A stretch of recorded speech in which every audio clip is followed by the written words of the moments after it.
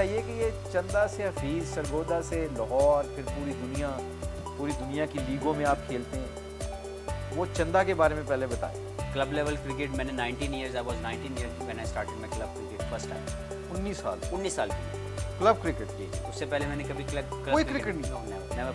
हमारे हर एक क्लब में ना कोई एक ऐसा मोहब्बत वाला वॉलंटियर मौजूद होता है जो हमारी कामयाबियों में खुश नहीं होता, और ये हमारे प्लेयर बनने में उनका बहुत बड़ा हाथ है। परवाज़ है दोनों की इसी एक फ़िज़ा में। ये हफीज़ की बात सुन के इलामा इकबाल का मुझे शेर याद आ गया।